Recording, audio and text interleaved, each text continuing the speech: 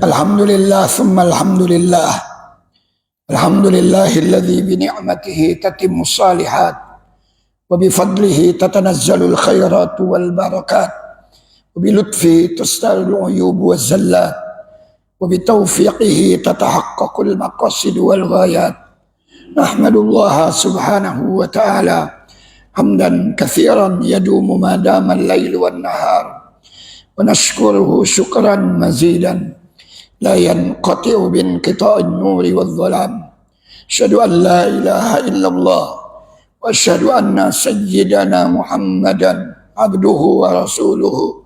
Allahumma fasalli wa sallim wa barik ala hadzal nabiyil karim sayyidina wa maulana Muhammadin wa ala alihi wa ashabihi wa sallama tasliman katsira.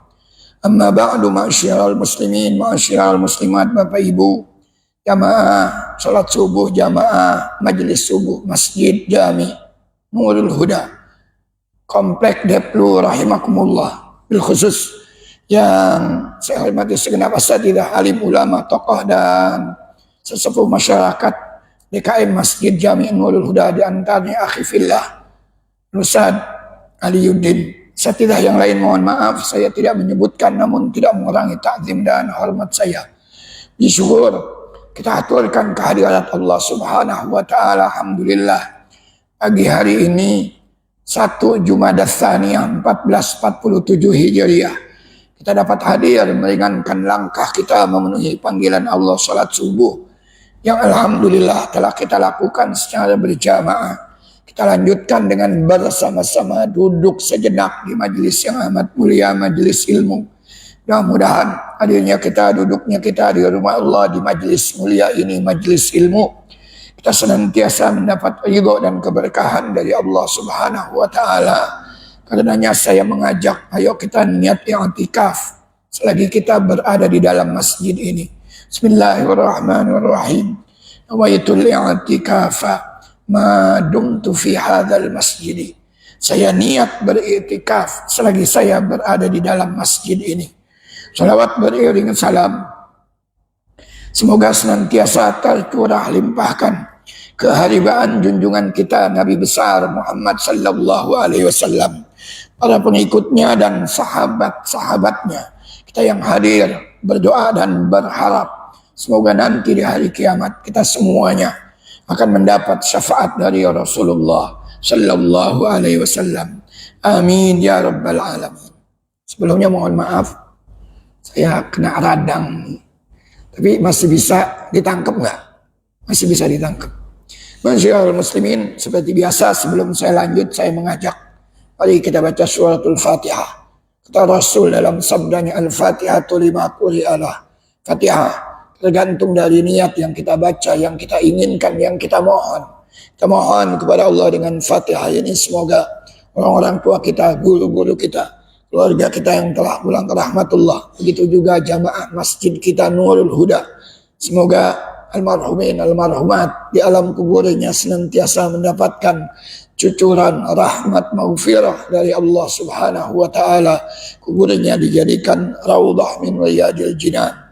Dengan Fatihah ini kita juga mohon kepada Allah, jika pagi ini ada saudara-saudara kita sedang berbaring sakit, baik di rumah maupun di rumah sakit, semoga Allah Subhanahu wa taala segera angkat penyakitnya, Allah pulihkan kesehatannya, Allah berikan kesabaran, ketabahan kepada mereka dan keluarganya.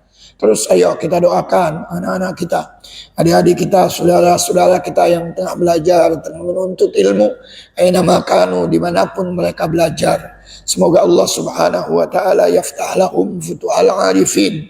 Allah bukakan anak-anak kita semuanya pintu kecerdasan, pintu keberhasilan. Allah jadikan anak-anak kita semuanya anak-anak yang solihin, solihat, taat kepada Allah dan Rasulnya, berbakti kepada orang tuanya, ilmunya bermanfaat fid dini wad dunya wal akhirah. Kita yang hadir, yang tengah usaha, yang tengah ikhtiar, yang punya hajat, punya keinginan. Semoga usaha ikhtiar kita semuanya mendapat ridho Allah. Hajat keinginan kita dimudahkan dan disampaikan Allah. Kita dibukakan pintu rizki yang seluas-luasnya. Terus juga kita doakan saudara-saudara kita di Palestina, di Gaza, di Rafah, dan juga saudara-saudara kita di Yaman. Semoga muslimin, muslimat, mujahidin, mujahidat senantiasa dalam lindungan Allah. Allah berikan kekuatan, Allah berikan kesabaran, dan Allah catatkan kemenangan. Bitilkan niyati wa ila hadratin nabiyil Mustafa sallallahu alaihi wasallam. Al-Fatihah. A'udzu billahi minasyaitonir rajim. Bismillahirrahmanirrahim. Alhamdulillahi rabbil alamin arrahmanir rahim maliki yaumiddin. Iyyaka na'budu wa iyyaka nasta'in. Ihdinas siratal mustaqim. Siratal ladzina an'amta 'alaihim ghairil maghdubi 'alaihim waladdallin. Amin. Ini di kajian kita di buku Mukhtasar Ihya Ulumuddin, masih di bab tentang faslun fi syurutil batinah min a'malil qalb, tepatnya di bab salat. Syiar muslimin, betul seperti yang tadi disampaikan oleh Ustaz Ali, bahwa ini mukhtasar, ringkasan dari buku panjang Hujjatul Islam Al-Imam Al-Ghazali, Ihya Ulumuddin, 4 jilid. Yang 4 jilid ini aja masih ada syarahnya, namanya Ithafu As-Sadah Al-Muttaqin. Nah, saya pernah ngaji Ihya Ulumuddinnya dulu sama Allah yarham Dr. Abdul Muhid Abdul Fattah. Nah, sekarang kita baca mukhtasarnya. Ciri khas kajian-kajian Al-Imam Al-Ghazali bukan cuma menyoroti yang zahir-zahirnya saja, tapi juga yang disoroti adalah yang batinnya. Seperti di bab sholat kemarin ini, saya ulangi sedikit. Idza sami'tal azan, kalau kamu mendengar azan, zahirnya kan yang panggilan yang kita dengar itu. Tapi apa kata Al-Imam Al-Ghazali? Yan bagi ayyastahdiral qalba haulan nida yaumal qiyamah. Yan bagi ayyastahdiral qalbu haulan nida yaumal qiyamah. Ketika datang panggilan azan. Ini Imam Ghazali lagi-lagi sorotan batinnya. Dia mengatakan ayyastahdiral qalb haulan nida yaumal qiyamah. Hadirkan hati dengan panggilan azan itu seakan-akan itu adalah panggilan huru hara, panggilan yang begitu menakutkan nanti di hari kiamat. Semuanya nanti dipanggil oleh Allah, dikumpulkan di padang mahsyar oleh Allah Subhanahu wa taala. Wa tastamiru bi dhahirika wa batinika lil ijabati wal musara'ah. Maka sebaiknya, kata Al-Imam Al-Ghazali, bergegaslah ketika datang panggilan azan.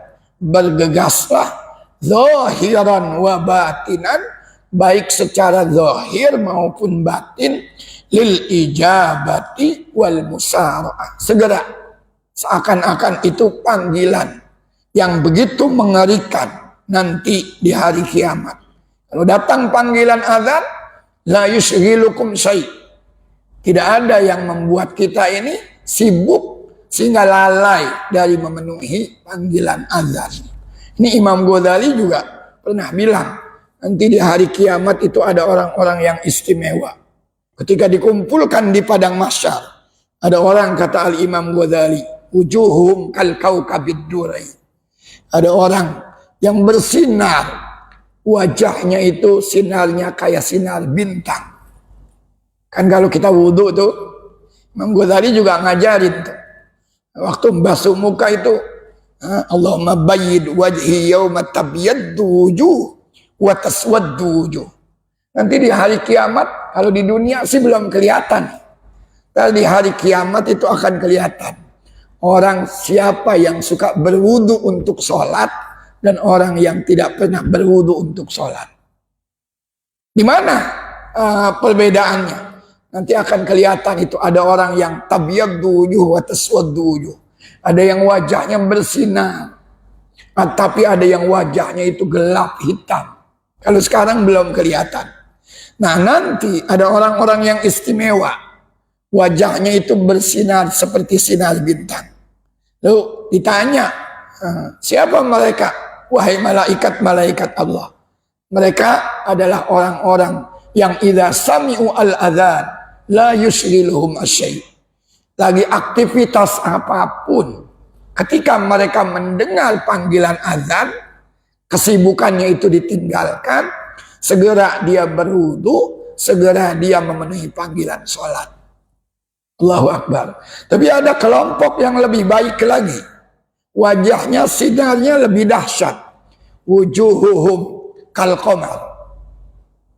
Wajahnya itu sinarnya seperti sinar bulan. Lebih terang lagi. Maka ditanya malaikat-malaikat Allah. Siapa mereka? Mereka adalah yang idza sami'u al-adzan tawaddau. Mereka itu kalau tadi lagi sibuk dengan azan, berhenti segera berwudu. Kalau yang ini sebelum azan dia sudah berwudu. Berarti dia sudah punya persiapan. Tapi ada yang lebih istimewa lagi. Wujuhuhum kasyams. Wajahnya itu sinarnya kayak sinar mentari. Lebih dahsyat lagi. Ditanya malaikat-malaikat, siapa mereka? Mereka itu adalah yang idza sami'u al-adzan, idza sami'ul adzan wa hum fil masjid. Ketika mendengar panggilan adzan, mereka sudah berada di masjid. Otomatis dia udah wudu, udah siap zahiran wa batinan untuk memenuhi panggilan Allah melalui adzan, kemudian menunaikan ibadah sholat. Wudunya ini, kata Imam Ghazali, fattaharatu taharatu sir amma siwallah wa biha tatimmu hadhihi shalah. Itu berwudu, yang kita basuh itu wajah. Tapi pada hakikatnya kata Al-Imam Al-Ghazali, bersuci itu adalah taharatu sir amma siwallah. Sucikan, bersihkan segala sesuatu selain Allah. Jangan sampai kita sucikan mungkin wajah kita, tangan kita, tapi kita tidak mensucikan Allah Subhanahu wa ta'ala dari hal-hal yang membuat kita jatuh kepada kemusyrikan. Maka taharah di sini kata Al-Imam Al-Ghazali, at-taharatu taharatus sir amma siwallah. Bersucinya itu artinya sucikan, bersihkan Allah Subhanahu wa ta'ala dari segala sesuatu selain Allah yang bisa menyebabkan kita terjerembab kepada kemusyrikan. Wa biha tatimmu shalah. Kalau sudah begitu insya Allah salat kita itu akan sempurna. Nah, kemudian satrul aula. Fa innaka in satartal aura bithiyab faman ladzi yasturu aurataka fil batini anillah. Jika kita berpakaian yang menutup aurat, kata Al-Imam Al-Ghazali dalam bentuk pertanyaan, faman ladzi yasturu aurataka fil batin anillah. Kita pakai pakaian nih begini. Tapi Allah tahu nggak segala sesuatu di balik pakaian kita? Tahu Allah. Allah tahu betul apa yang ada di balik pakaian kita. Maka kata Al-Imam Ghazali, tutuplah auratmu. Tapi bukan cuma aurat yang kita tutup. Tapi kata Al-Imam Al-Ghazali, batin kita pun harus kita tutup dari hal-hal yang membuat kita itu jatuh terjerembab dalam maksiat-maksiat kepada Allah Subhanahu wa ta'ala. Faman ladzi yasturu aurataka fil batin anillah. Siapa yang menurut aurat batinmu dari Allah Subhanahu wa ta'ala? Maka nasihat Al-Imam Al-Ghazali, ta'addab baina yadayillahi ta'ala. Beradablah. Beradab sama Allah. Saya ini guru kan di sekolah. Ya Allah, kadang-kadang saya sampai capek itu mengingatkan siswa-siswa di aliyah itu. Kalau untuk sholat itu datang ke masjid masih disibukkan dengan handphonenya. Qobliyah kalau ndak dipaksa-paksa ndak qobliyah. Selesai qobliyah, jeda waktunya itu bukan bersolawat, bukan berzikir, tapi justru asik dengan handphonenya. Ini pagi-pagi ini subuh nih. Kata Nabi itu ada amalan. Antara subuh dengan kita sholat. Antara azan dengan sholat. Kalau hadisnya, ma baina tulu'is syamsi ila an tusalliya. Sejak terbit, ma baina tulu'il fajar. Sejak terbit fajar sampai kita sholat. Itu ada zikir. Kalau bahasa yang lainnya yang lebih gampang, antara azan dan iqamah. Di samping kita sholat, mungkin rakaat al-fajar. 2 rakaat fajar, kata Nabi ini amali. Kenapa? Karena dulu ada orang datang ke Nabi, ngadu dia, mengeluh dia. Ya Rasulullah, kata orang yang datang ke hadapan Nabi, tawallat anid dunya wa qallat zata yadayya. Ngeluhnya apa? Tentang dunia. Ya Rasul, sepertinya dunia mulai berpaling dari saya. Yang saya miliki sudah berkurang banyak. Qallat zata yadayya. Saya tinggal sedikit harta yang saya miliki. Jawaban Rasul apa? Bukan dagang kamu, kerja kamu, enggak.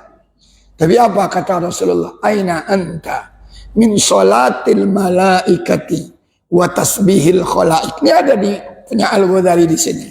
Nanti di bab zikir. Nabi malah balik bertanya, aina anta min sholatil malaikah wa tasbihil khalaik wa biha yurzaqun.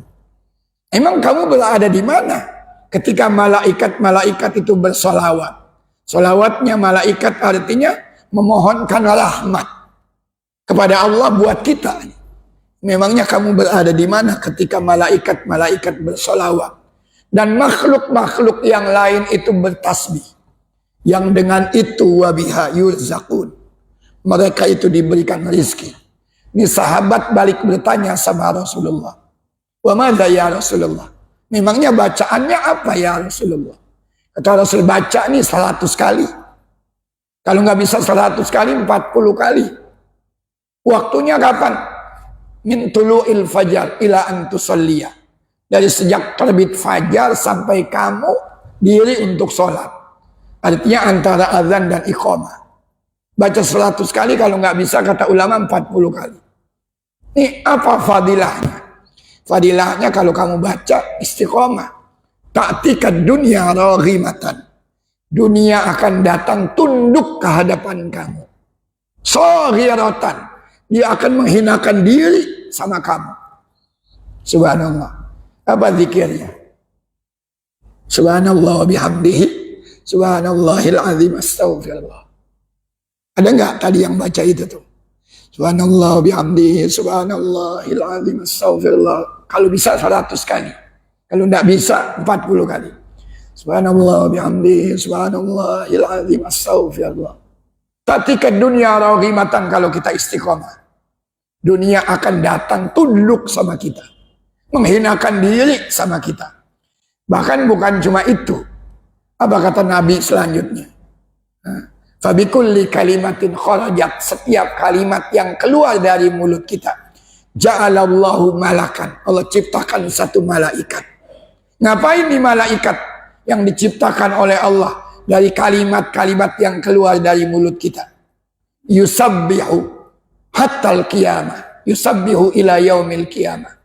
Dia terus bertasbih malaikat-malaikat ini sampai hari kiamat. Walaka thawabu, kamu dapat pahalanya. Ya Allah, kita diem aja. Kita udah punya malaikat yang terus bertasbih sampai hari kiamat. Dan kita dapat pahalanya. Maka kalau subuh pagi usahakan baca. Ya kalau nggak bisa 100 sedapatnya lah. Subhanallah bihamdi, subhanallahil azim, astaghfirullah. Saya kembali ke yang tadi. Ini anak-anak, ya Allah, diajak begitu susah. Anak-anak sekarang memang mendidiknya itu subhanallah, tantangannya berat banget. Yang namanya handphone. Ya Allah. Ini kalau kita kurang-kurang sabar, pantas dulu Sayyidina Umar itu mengingatkan kita, alimu auladakum fa innahum khuliqu li zamanin ghayra zamanikum. Ajari anak-anak kamu dengan baik. Karena mereka akan hidup di satu masa yang bukan masa kalian hidup. Artinya apa? Tantangannya begitu besar. Tantangannya begitu besar. Ini padahal ketika kita akan sholat, kita disuruh ini ta'adab baina yadayillah. Beradab yang baik kepada Allah subhanahu wa ta'ala. Wa'alam annahu yattali alaika wa ala sirika. Ketahuilah bahwa Allah itu mengawasi kita. Bukan cuma zahir kita saja, tapi batin kita semuanya.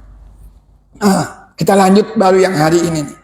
Fa idza fa'alta dzalika fala takunu kadziban fi qaulika wajjahtu wajhiya wa fi qaulika hanifan muslima wa ma ana minal musyrikin wa fi qaulika inna sholati wa nusuki wa mahyaya wa mamati lillahi rabbil alamin. Kalau sejak awal dari panggilan hati kita sudah hadir, berwudu hati kita hadir, satrul awrah hati kita hadir, merasa diawasi oleh Allah. Fa idza fa'alta dzalika, kalau itu semuanya, kata Imam Al-Ghazali, sudah kamu lakukan, fala takunu kadziban, insyaallah kamu tidak menjadi pendusta dengan apa yang keluar dari mulut kamu. Apa? Kita bilang, inni wajjahtu wajhiya lilladzi fataras samawati wal ardh. Aku hadapkan wajahku kepada Allah, sang pencipta langit dan bumi. Benar enggak? Kita menghadapkan wajah kita kepada Allah. Jangan-jangan wajahnya menghadap Allah, tapi hatinya mungkin mikirin anak, mikirin rumah, mikirin kendaraan. Nah, berarti kita tidak menghadapkan yang kita ucapkan ini kepada Allah. Kita dusta. Kata Imam Ghazali, kalau sudah begitu, kalau sudah benar hati kamu hadir, kamu tidak dusta dengan ucapanmu hanifan muslimah. Hanifan muslimah yang lurus, berserah diri kepada Allah.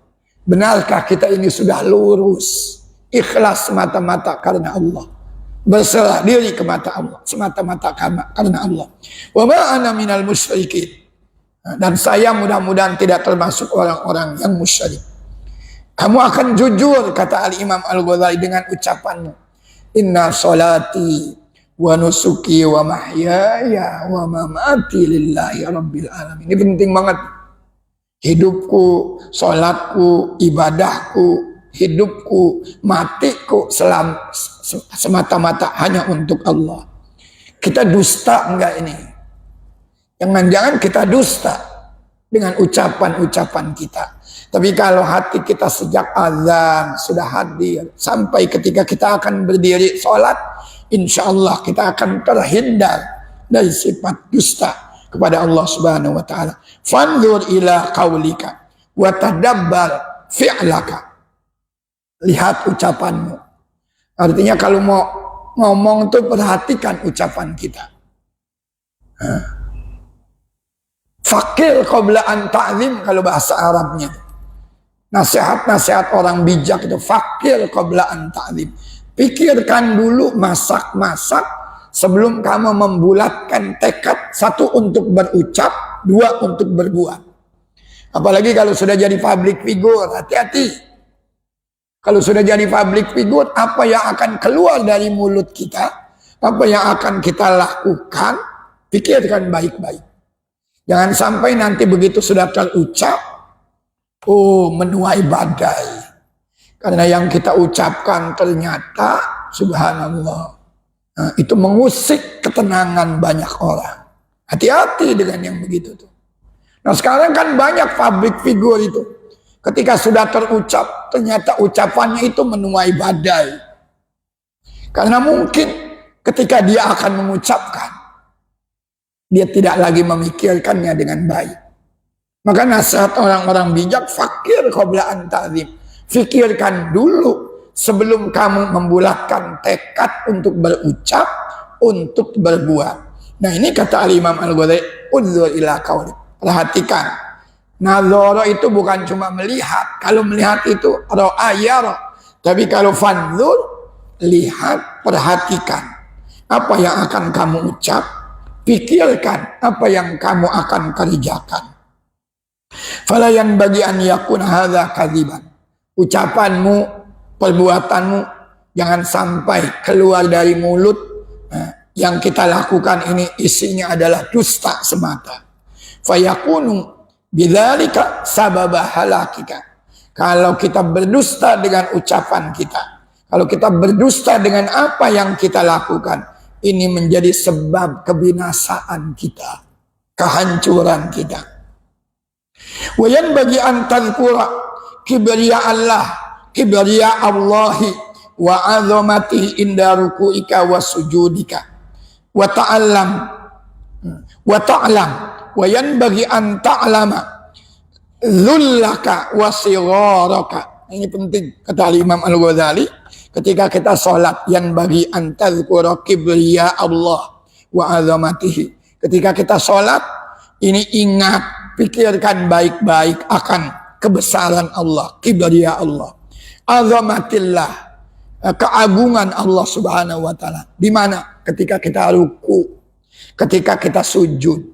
Ruku sujud itu, mohon maaf kalau kita ngelihat orang Jepang itu, kalau tunduk hormat sama orang, dia menundukkan kepalanya itu. Seakan-akan dia melakukan ruku. Sama Allah tuh begitu, ketika kita ruku, ingat Allah yang maha agung, Allah yang maha besar. Apalagi ketika sujud, kita menjadi tidak ada apa-apanya itu. Coba lihat, meskipun sekarang mulai diusik ini ada beberapa orang. Ada orang datang ke hadapan kiainya ngesot-ngesot. Itu mah bukan berarti peninggalan tradisi Belanda yang dia itu mempertuan agungkan junjungannya, bukan. Itu adab. Sama guru tuh begitu. Dia nggak ngajarin pesantren itu warisan penjajah, bukan. Itu adab. Sama guru itu begitu. Bahkan di dalam buku ini nih, di awal kita baca kemarin, guru itu lebih bernilai dari orang tua. Kenapa guru dikatakan lebih bernilai dari orang tua?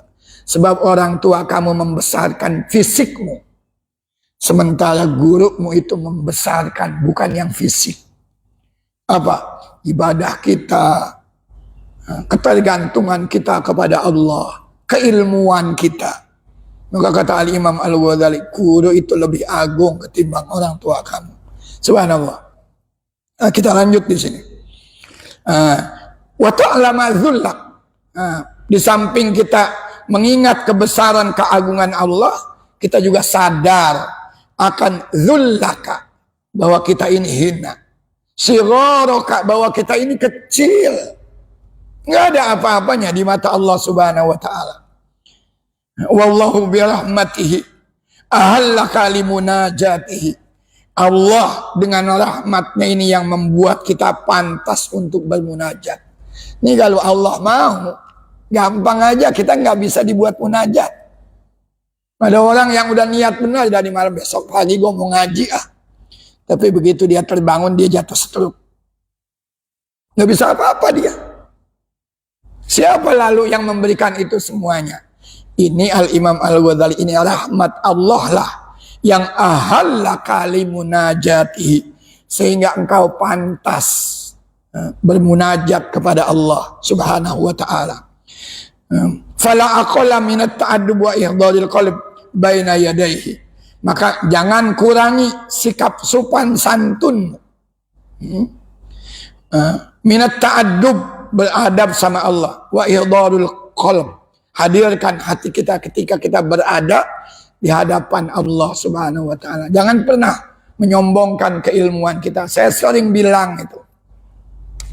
Nasihat orang-orang bijak selalu, ta'allamu al-adab qabla an tata'allamu al-ilm. Belajarlah adab sopan santun sebelum kamu belajar ilmu pengetahuan. Sebab kalau kita berilmu tidak punya sopan santun, subhanallah, itu akan celaka. Contoh, saya sering bilang, kalau ada dokter, dia punya ilmu, tapi dia tidak punya adab, maka dia akan menjadikan pasien-pasiennya itu sebagai sapi perah. Dia nggak peduli, yang penting saya banyak duit. Kita nih kalau berobat ke dokter, kata dokter, waduh bapak ini penyakitnya sudah kronis. Ini obatnya harus obat paten. Mahal, Pak. Kita beli nggak tuh obat? Karena kita pengen sembuh, kita bayar. Kebetulan saya punya saudara dulu, tapi udah almarhum sekarang, kerja di LS Fatmawati. Sering mendampingi dokter. Itu ya Allah, dokter-dokter yang tidak beradab, kata dia itu. Obat generik dibilang obat paten. Ya otomatis harganya di markup. Emang antum bisa membedakan ini generik, ini obat paten? Kita kan nggak bisa. Kata dokter ini penyakitnya kronis, obatnya harus obat paten, harganya mahal, nggak apa-apa. Yang penting saya sembuh. Itu dokter yang tidak punya adab. Ekonom kalau sudah tidak punya adab, dia nggak peduli lagi mana halal, mana haram. Politikus kalau dia nggak punya adab, dia nggak peduli siapa kawan, siapa lawan. Dia injak, dia sikut. Yang penting saya jaya. Itu kalau nggak punya adab. Maka Imam Ghazali nasihatnya, lihat, jangan kurangi adab sopan santunmu. Kehadiran hatimu di hadapan Allah Subhanahu wa taala. Qala sallallahu alaihi wasallam, "Inna Allah taala muqbilun 'alal musalli ma lam yaltafit." Ini hadis yang dikutip oleh Al-Imam Al-Ghazali. Sesungguhnya Allah Subhanahu wa taala muqbilun 'alal musalli, berkenan melayani orang-orang yang sholat. Artinya orang lagi sholat itu diperlakukan baik oleh Allah. Malam yaltafit, selagi dia itu tidak lalai. Jadi selagi kita mengingat Allah, Allah akan mengingat kita. Tapi kalau kita sudah mulai lalai dalam sholat kita, dari sholat yang kita pikirkan misalkan, waduh, jangan sampai terlambat ini, karena ada touring pagi hari ini. Sholat kita udah pikirannya touring aja. Itu berarti kita yaltafit anillah, berpaling dari Allah. Allah akan berpaling dari kita. Tapi kalau kita terus ingat sama Allah Subhanahu wa ta'ala, maka saya bilang, nasihat orang-orang bijak itu, salafus soleh, kalau mau sholat itu apa yang dia ingatkan. Bukan cuma sawu sufuk, luruskan barisan, bukan. Tapi kata mereka, sallu kasolatil muwaddi'ain. Sholatlah seakan-akan sholatmu adalah sholat terakhir. Itu dia ngomongnya begitu. Sallu kasolatil muwaddi'ain. Sholatlah seakan ini sholat perpisahan. Kalau kita tahu ini adalah sholat terakhirmu, mungkin kita akan khusyuk sambil nangis tuh mungkin. Oh Pak, kalau bisa sesekali nangis karena takut sama Allah. Air mata itu begitu bernilai. Kata Rasulullah sallallahu alaihi wasallam, "Ma min syai' ahabba ilallah min qatrataini." Tidak ada tidak ada tetesan yang begitu bernilai selain dua tetesan ini. Qatratun min khasyat, qatratu dam'in min khasyatillah wa qatratu damin fi sabilillah. Tetesan air mata karena kita khusyuk takut sama Allah. Maka dulu ada salafus soleh bilang begini, saya bangun malam, saya meneteskan air mata satu tetes. Bagi saya khairun min an atasaddaqa bi alfi dinar. Bagi saya itu lebih baik ketimbang saya harus bersedekah 1000 dinar. Maka ada sahabat itu kalau meneteskan air matanya itu diusap-usap ke pipinya, ke tangannya. Kemana? Karena air mata yang tumpah karena khasyatillah, takut sama Allah, itu tidak akan disentuh api neraka. Allahu Akbar. Maka sesekali hadirkan hati itu nangis. Nangis akan dosa-dosa kita. Insya Allah tangisan kita akan memadamkan gejolak api neraka. Ini Imam Al-Ghazali bilangnya, selagi kalian tidak berpaling dari aku berkenan melayani keinginan-keinginan kamu semuanya. Faharus, kata Imam Ghazali, maka jaga ini, pelihara ini. Zahiraka wa batinaka anil iltifat. Jaga lahir batinmu ketika kamu sholat, jangan kamu berpaling dari Allah Subhanahu wa taala. Hadis yang kedua, wa qala alaihi salam, innal abda la yusalli wa la yuktabu lahu min salati la nisfuha wa la thulusuha wa la rubuha wa la khumusuha wa la sudusuha wa la usruha wa innama yuktabu li rajul min salati ma aqala minha. Hati-hati ini. Ini jarang kita dengar ini hadis ini. Tapi dikutip oleh Al-Imam Al-Ghazali. 596. Ini rawahu jama'atun. Diriwayatkan oleh banyak perawi hadis. Di antaranya adalah Al-Imam Al-Baihaqi. Ini hadisnya dari Ammar ibnu Yasir. Kata Al-Imam Al-Ghazali, seorang hamba ketika dia sholat, tidak ditulis sedikit pun oleh Allah dari sholatnya. Tidak setengahnya, tidak sepertiganya, tidak seperempatnya, tidak seperlimanya, tidak seperenamnya, tidak sepersepuluhnya dari sholatnya ditulis sebagai kebaikan. Wa innama yuktabil min sholati ma aqala minha. Yang ditulis adalah ketika kita benar-benar memikirkan, memahami apa yang keluar dari mulut kita. Jangan sampai mulut kita berucap, tapi kita nggak tahu apa yang keluar dari mulut kita. Maka sesekali ayo belajar bacaan-bacaan sholat apa sih artinya. Tuh perlu tuh kita belajar begitu. Apa sih bacaan-bacaan sholat itu artinya. Sehingga yang ditulis oleh Allah dari sholat kita itu ma aqala minha, yang kita pahami. Yang kita ketika baca itu betul-betul sedang seakan-akan berdialog dengan Allah Subhanahu wa ta'ala. Maka ulama-ulama bilang itu kalau baca Fatihah itu Fatihah terbagi 3. Dari bismillah sampai sebelum iyyaka na'budu wa iyyaka nasta'in itu miliknya Allah. Tapi begitu iyyaka na'budu wa iyyaka nasta'in bagi 2. Separuh untuk Allah, separuh untuk yang sholat. Tapi begitu nanti ihdinas siratal mustaqim sampai akhir, itu semuanya buat orang yang sholat. Maka sholat itu harus begitu tuh, hadirkan hati. Wa qala ba'duhum, ini sebagian ulama bilang begini, innal abda yasjudu as-sajdah indahu annahu yaqrubu biha ayuqribu biha ilallah walau qusimat dzunubuhu fi sajdati ala ahli madinati lahalakum. Ya Allah, ngeri banget ini. Imam Ghazali mengutip pendapat ulama yang mengatakan seorang hamba, dia sujud dengan 1 kali sujud. Bermaksud dengan sujudnya yuqribu biha ilallah, mendekatkan diri kepada Allah. Kan kalau kita sujud seakan-akan kita menghambakan diri kepada Allah. Tapi apa? Ada hamba, kata Imam Ghazali, ini sujud. Seakan-akan dia mencoba mendekatkan diri kepada Allah. Tapi kata Imam Ghazali, dia melakukan dosa.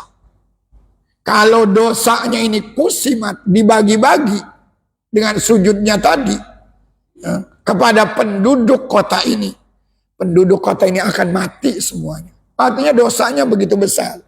Maksudnya apa? Sujudnya itu sujud palsu, bukan untuk Allah.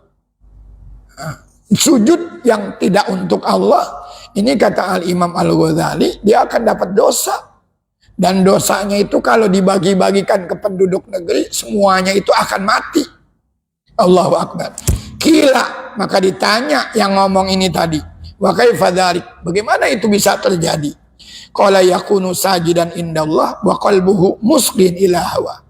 Sujudnya seakan-akan kepada Allah, tapi wa qalbuhu, hatinya ini musrin ilal hawa, hatinya itu cenderung mendengarkan ajakan hawa nafsunya.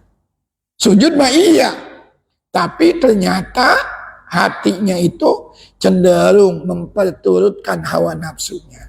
Dalam sujudnya itu yang dipikirkan apa? Melulu harta, melulu perempuan.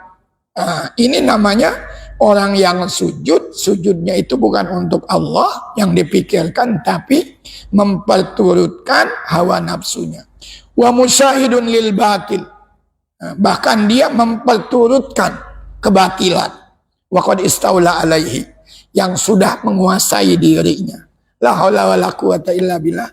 Ini lagi-lagi Al-Imam Al-Ghazali saya katakan, dalam sholat kita, dia mengajak kita, hadirkan bukan cuma zahir kita, tapi batin kita semuanya. Bab selanjutnya, saya baca, fil qudwati wal imamah. Ini tentang menjadi makmum, menjadi imam. Ini ada, saya baca hadis dulu sedikit. Qala alaihi salatu wassalam, al-a'immatu dumana, para imam. Imam Ali tadi pagi. Mohon maaf Ustaz Ali, karena suara saya lagi ini, tapi bisa didengar nih ya. Alhamdulillah sudah lumayan membaik. Ini kalau bangun tidur biasanya memang begitu nih, kalau lagi radang. Tapi sekarang kelihatannya sudah mulai membaik sedikit-sedikit. Bisa ditangkap kan ucapan saya nih. Ini al-a'immatu dumana, para imam itu dia penjamin. Jadi kalau ada makmumnya itu yang sholatnya kurang-kurang dikit, siapa yang menjaminnya? Imamnya. Maka falayan bagi ayat taqaddama ala qaumin yakrahunahu. Maka selayaknya kata Al-Imam Al-Ghazali, jangan memimpin menjadi imam sementara makmumnya itu yakrahunahu. Siapa imamnya? Ya. Begitu dia tahu imamnya, ya ini mah tukang ngadu ayam. Tuh, ya ini mah tukang main judi slot, dia yang jadi imam. Jangan sampai tuh begitu. Bagaimana dia akan memberikan jaminan kepada jamaahnya kalau ternyata jamaahnya itu yakrahun, ya ini mah imamnya begini, gue tahu banget. Itu sering ngojok di sana tuh sama Jablay. Wah ini yang begini nih. Maka jadi imam, hati-hati. Sedali, di tempat saya itu kalau udah jadi imam, apalagi jadi khotib Jumat, jangan keluar rumah naik motor pakai celana pendek. Pakai celana pendek naik motor. Ente tuh imam, aurat ente nggak boleh kemana-mana. Sampai begitu tuh masyarakat kadang menghukumi kita itu. Apalagi di hadapan Allah nanti.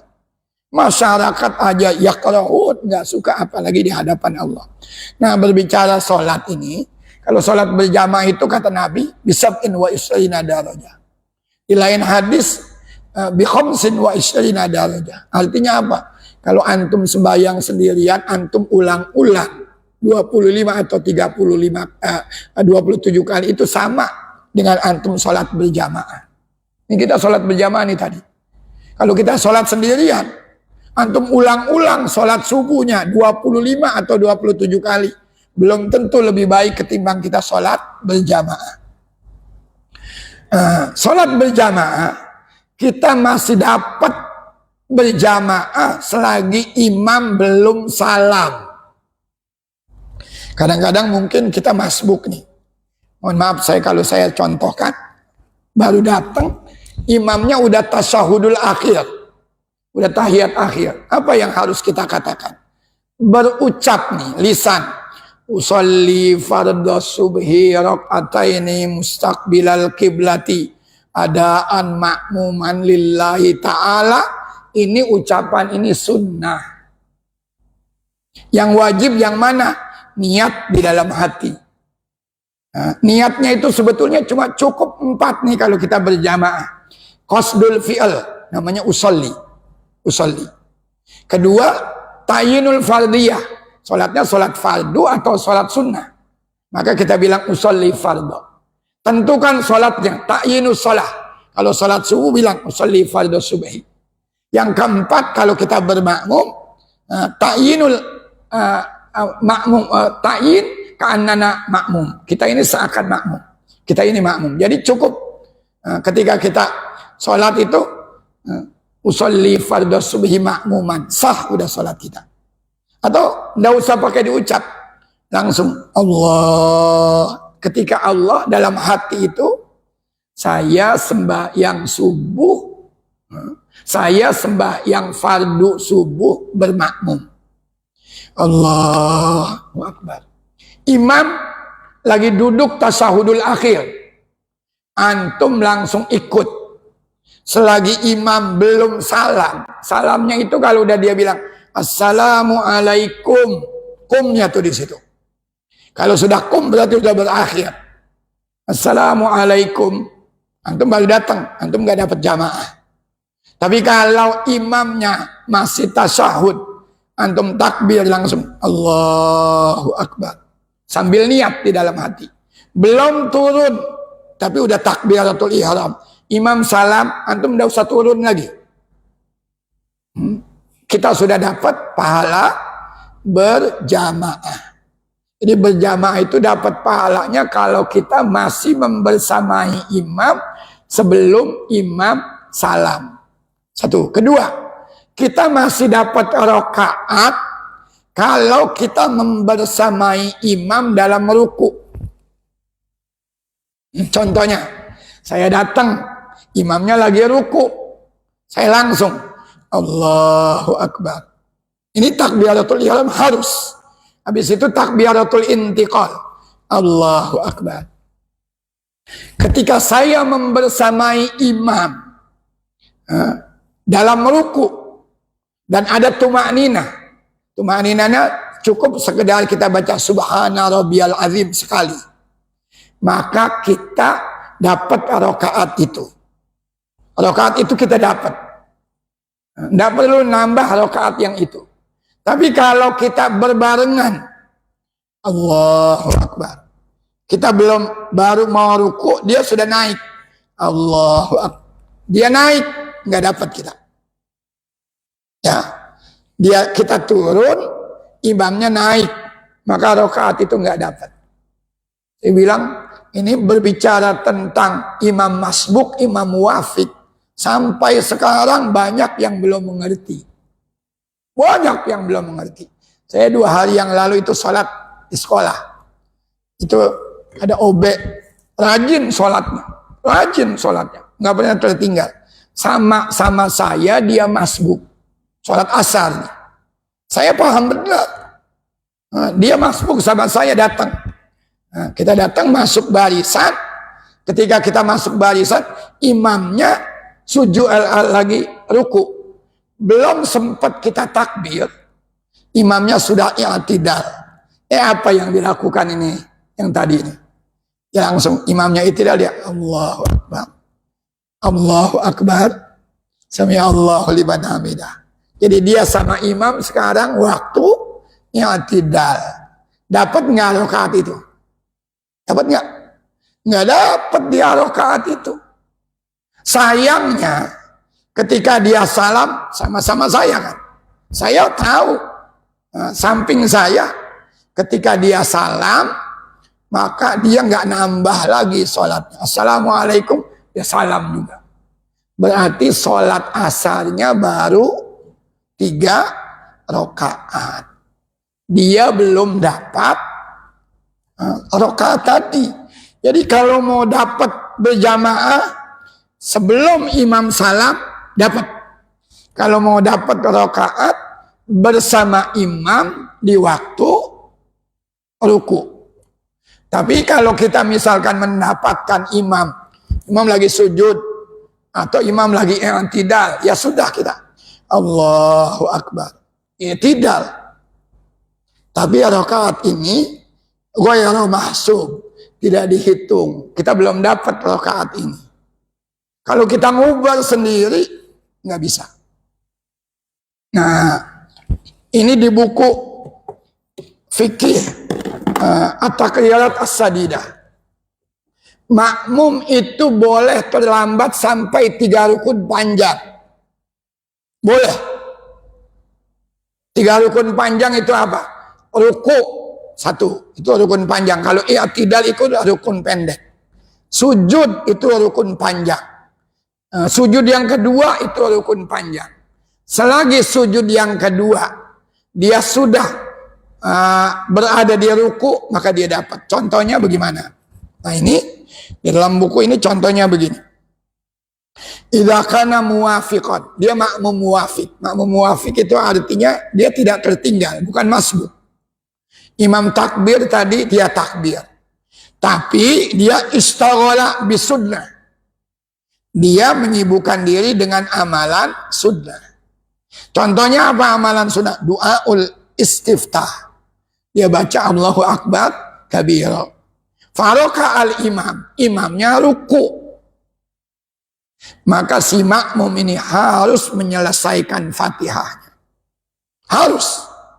Dan dia boleh tertinggal sampai 3 rukun panjang. Contoh misalkan, ini kalau kita sholat zuhur, masalahnya ini sirriyah, Pak. Kalau jahriyah kan kita bisa tahu. Nah, subuh, maghrib, isya, kita tahu imam lagi baca apa nih. Imam lagi baca misalkan, Qul ya ayyuhal kafirun.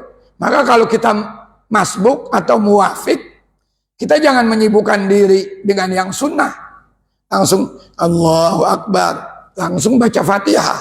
Kalau kita masbuk, Fatihah kita belum selesai, imam sudah lakum dinukum waliya, dan kita Allahu Akbar. Baru bismillah, imam ruku, kita masbuk nih. Imam ruku, ikut ruku. Dapat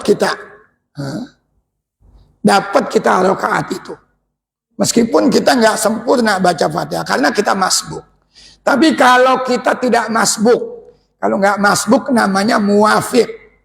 Kalau muwafiq imam takbir Allahu Akbar, kita juga Allahu Akbar. Ini namanya makmum muwafiq. Nah, sholat zuhur, sholat asar, ini sirriyah. Kita sibuk dengan amalan sunnah. Apa tadi? Baca doa iftitah Allahu Akbar kabira walhamdulillahi katsira. Habis selesai baca itu kita baca Fatihah. Fatihah itu rukun. La Fatihata la salata liman lam yaqra bi Fatihatil kitab. Kalau belum baca Fatihah dianggap belum salat. Tidak sah salatnya. Habis doaul istiftah kita baca Fatihah. Bismillahirrahmanirrahim. Sampai iyyaka na'budu, imamnya ruku. Belum salat, belum selesai kan kita. Imamnya Allahu Akbar. Antum tidak boleh ikut ruku. Nggak boleh. Lalu bagaimana? Selesaikan Fatihah. Karena kita tadi menyibukkan diri yang sunnah. Kecuali kalau kita langsung Allahu Akbar. Nyatanya imamnya bacaannya cepat. Kita baru ihdinas siratal mustaqim. Imam ruku, ikut ruku. Tidak perlu menyempurnakan Fatihah. Tapi kalau tadi kita istaghola bis sunnah, menyibukkan diri dengan yang sunnah, lalu imamnya ruku, antum tidak boleh ruku. Ngapain? Sempurnakan Fatihah. Imam ruku, antum baru bismillahirrahmanirrahim. Imam i'tidal, antum baru iyyaka na'budu. Imam sujud pertama, antum baru ihdinas siratal mustaqim. Selagi imam belum sujud kedua naik, sujud kedua, antum baru, imam sujud kedua, antum baru Allahu Akbar. Nah, ini namanya uzur yang dimaaf. Sah sholat kita. Rakaat itu pun kita dapat. Jadi imam sujud kedua, kita baru Allahu Akbar. Nah, lanjut kita sendirian aja. Sami Allahu liman hamidah. Sujud. Nanti mungkin kita ketemu sama imam ketika imam sudah berdiri. Sah sholat kita. Rakaat itu pun dapat kita. Ngerti ya? Paham ya? Paham gak nih? Kalau kita menyibukkan dengan yang sunnah, maka Fatihahnya harus disempurnakan. Loh, imamnya udah ruku, boleh tertinggal sampai 3 rukun panjang. Maksudnya bagaimana? Sampai sebelum imam bangun dari sujud kedua, kita masih dikasih kesempatan untuk menyempurnakan Fatihah. Tapi kalau imam sudah bangun dari sujud kedua, Allahu Akbar, kita baru sujud ruku. Nah, ini ada 2 kemungkinan. Kalau yang seperti itu, imamnya udah naik, kita baru selesai Fatihah. Yang pertama, kita disuruh satu mufaraqah, memisahkan diri dari imam.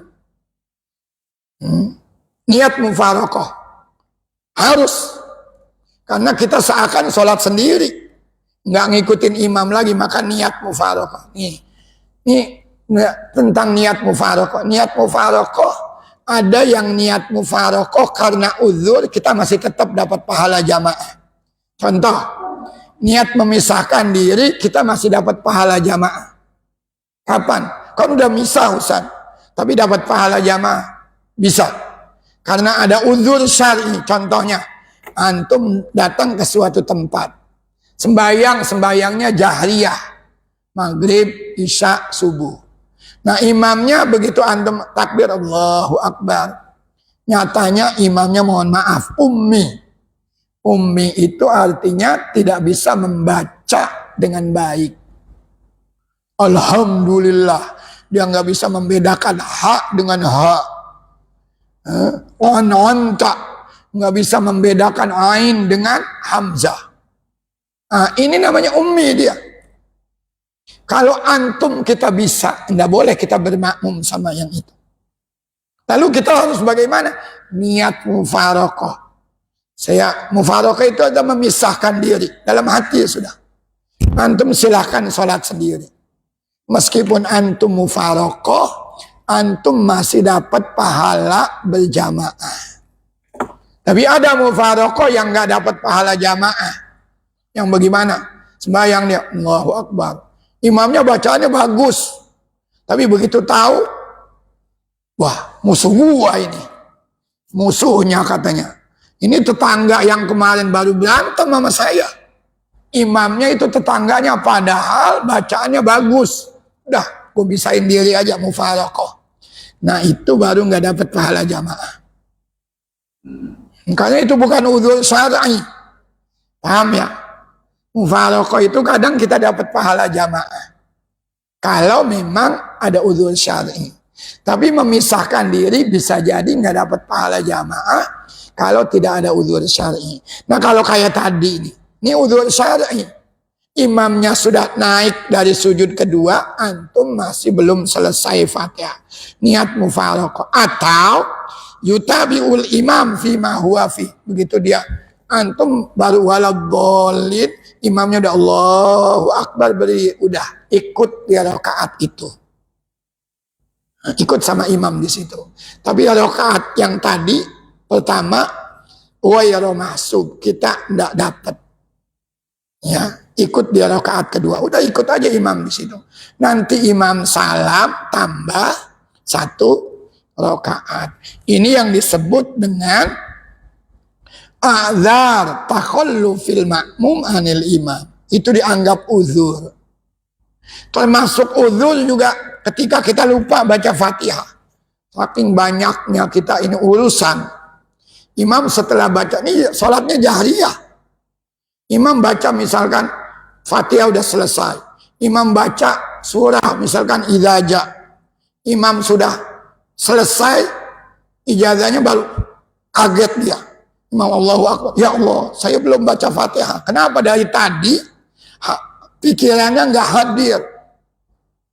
Mikirin yang lain-lain sampai lupa. Antum ketika belum baca Fatihah dalam kondisi seperti itu harus baca Fatihah. Sempurnakan Fatihah. Ketinggalan sama imam, biar. Berapa lama ketinggalannya? 3 rukun panjang. Selagi imam masih sujud yang kedua, antum meruku, maka antum dapat rakaat ini. Tapi kalau imamnya sudah naik, antum baru ruku, ada 2 kemungkinan. 1, niat memisahkan diri. Yang kedua, kita ikut imam dalam rakaat yang kedua itu tadi. Ini bisa dimengerti ya. Nah, ini bicara tentang sholat. Ini Imam Al-Ghazali di sini. Wa ba'dama yaqdirul murid ala ikhtiyaril adzan. Likhtiyari la yakhtaru al-imamah. Li'annahu aslam. Ini saya pikir ada yang mungkin kelewat ini bacaannya ini. Nah, artinya begini. Ketika seseorang itu, seorang murid itu sanggup yaqdiru al-murid ala ikhtiyaril adzan, sanggup memikul tanggung jawab azan, maka dia pun harus lebih sanggup untuk menanggung, memikul tanggung jawab sebagai imam. Karena imam ini aslam. Jadi kalau azan udah cakep, tapi kalau imamnya jauh lebih cakep. Maka Orang yang sembayangnya itu pahalanya lebih banyak, satu muadzin. Pahalanya banyak. Karena setiap orang yang mendengar azannya lalu bergerak, dia dapat pahala. Tapi yang kedua, yang tidak kalah itu imam. Apalagi semakin banyak makmumnya, maka pahala imam semakin besar. Tapi ingat, enak benar dong Ustaz. Gua nggak mau sembahyang di situ, karena kalau saya sembahyang di situ imamnya pahalanya banyak. Dibenci sama imam yang nggak mau, imamnya pahala banyak. Tapi imam lihat, al-imam dumana. Kalau ada kekurangannya dia harus tanggung jawab. Jangan kita bilang, enak benar imam pahalanya banyak. Tapi dia juga punya tanggung jawab. Kalau ada orang sanggup memikul tanggung jawab sebagai muadzin, maka dia pun harus lebih sanggup memikul tanggung jawab sebagai imam. Karena imam ini aslam, lebih selamat, lebih besar pahalanya. Orang kalau nggak azan, sembahyang zuhur, sah nggak sembahyang? Sah. Tapi kalau ada orang zuhur nggak sembahyang, itu kan bahaya. Berarti sholat itu aslam ketimbang azan. Azan penting tapi sholat jauh lebih penting. Wal asah annal imamata afdal liman yastaqbilu bi'abaiha. Bahwa berimam itu menjadi imam itu afdal, lebih utama liman yastaqbilu bi'abaiha, buat orang-orang yang sanggup memikul tanggung jawabnya. Walidzalika dawama alaihi salatu wassalam. Nabi, karena itu Nabi, saya yang mikul tanggung jawab sholat. Nabi sejak difardukan sholat yang 5 waktu tidak pernah sembahyangnya sendirian. Selalu dilakukan secara berjamaah. Wayan bagi ayu ra'i awqatas salat. Perhatikan juga waktu-waktu sholatnya. Yuk perhatikan. Saya mau tanya, subuh hari ini jam berapa? 4 lewat 5 atau 3. Di beberapa itu saya lihat ada yang 3, ada yang 5. Zuhur ntar berapa? 11. Ini ada orang yang Jumatnya kalau belum jam 12 belum jalan ya. Padahal kemarin itu saya lihat di medsos itu, di waktu sholat Jakarta 11.38. Ada yang 11.40. Asar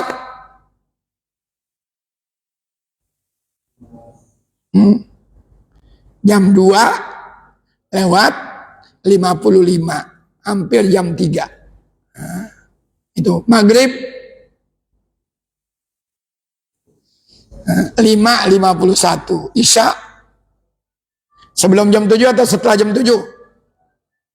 Setelah jam 7 hari ini. Jadi itu perhatikan waktu-waktu sholat itu. Waktu-waktu sholat. Fayusalli fi awailil awqat. Sholatlah di awal waktu. Fa awalil waktu ridwanullah. Apa nih kata Imam Ghazali nasihat? Kalau sholat di awal waktu, antum akan mendapatkan keridhaan Allah.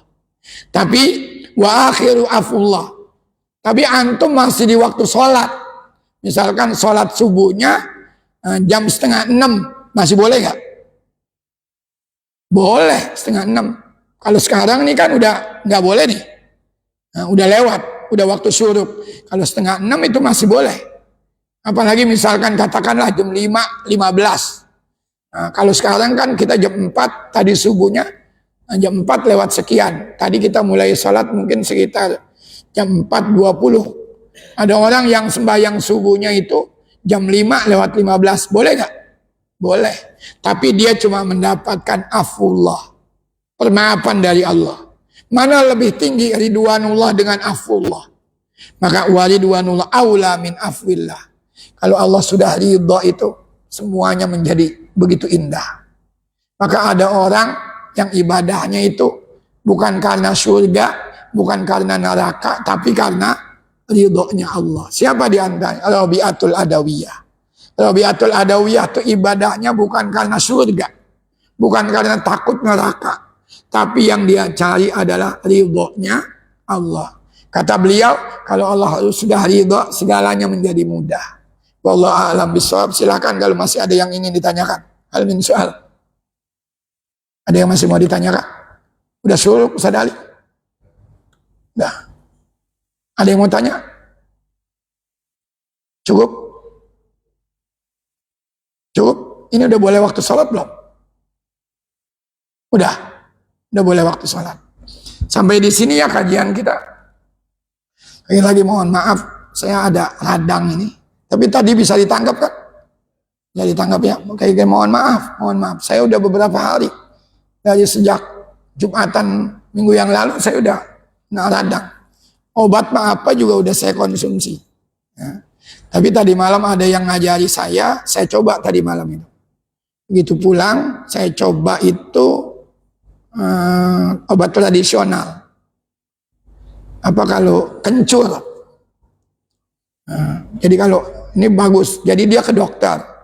Kata dokter, dok, saya kok nggak sembuh-sembuh. Kata dokter, ente pakai obat anu aja tradisional. Apa kata dokternya nih? Ente ambil kencur, ente kupas, kemudian pakai garam, ente makan. Tadi malam ada 2 pengajian. Suara udah lebih parah dari ini lagi. Pulang itu saya cari kencur di rumah, saya bersihkan, saya kupas, pakai garam katanya. Saya gigit, saya makan. Meskipun ya getir-getir dikit. Katanya itu obat mujarab. Ya alhamdulillah pagi hari ini saya meskipun masih terasa berat. Makanya tadi Imam Ustaz Ali syukran mengimami sholat. Kayaknya masih berat banget tadi.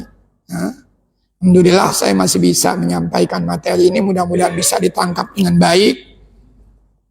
Saya mohon dibukakan pintu maaf yang seluas-luasnya. Nastafikum. Kita tutup kajian pagi hari ini dengan bersama-sama membaca doa kafaratul majlis. Subhanakallahumma wa bihamdika. Asyhadu an la ilaha illa anta. Astaghfiruka wa atubu ilaik. Wassalamualaikum warahmatullahi wabarakatuh.